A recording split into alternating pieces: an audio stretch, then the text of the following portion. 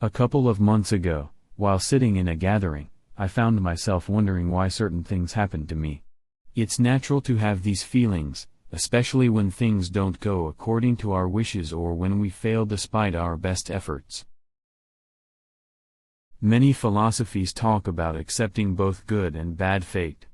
It's a simple truth that we will fail at times, things won't always go as planned, people may hurt us, and betrayals can happen. It's natural to ask, why is this happening to me? Sometimes we even question why we should put in effort if everything is predestined. In this video, I will share what is Amor Fati, why it is important for us, how it makes us strong, what ancient Indian and Stoic philosophies say about it. Amor Fati is a Latin phrase that means love of fate or love of one's fate. This philosophical concept emphasizes embracing and accepting everything that happens in life, whether good, bad, or ugly. It's not about passively accepting whatever life brings but actively loving and finding meaning in all experiences, including the challenging ones. Marcus Aurelius once said, "Whatever happens to you has been waiting to happen since the beginning of time." The twining strands of fate wove both of them together. As we grow to love life, we start to see the truth in his words, "The impediment to action advances action.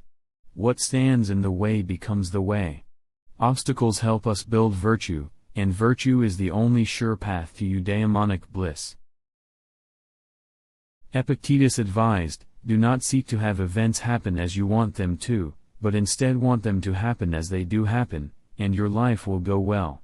He also said, "Remember that you are an actor in a play, of such a kind as the author may choose. If short, then in a short one, if long, then in a long one.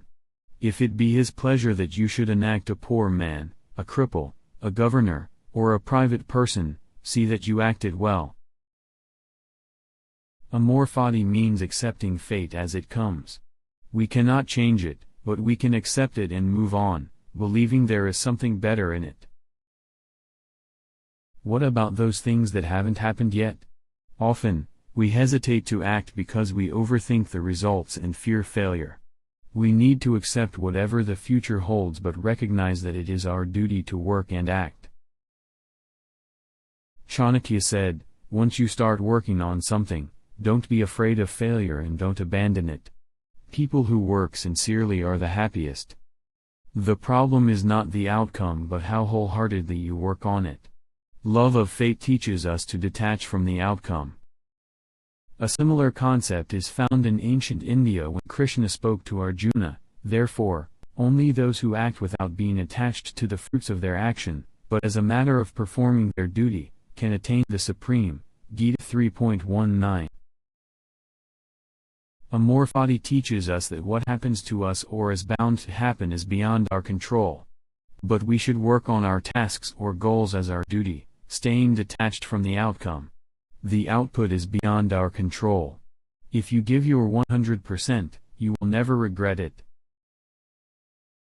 Implementing Amor Fati in our lives makes us more responsible individuals. We become more aware of what we can and cannot control. It gives us direction in our work. Acceptance of fate helps us overcome pain and suffering, but our feelings, thoughts, and reactions are within our control. I hope you enjoy this video.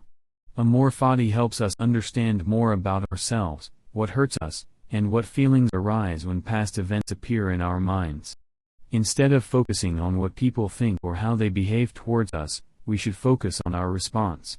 There is a common saying that we suffer more in imagination than in reality. Amor Fati teaches us to accept fate and not be afraid to act due to attachment to the end result.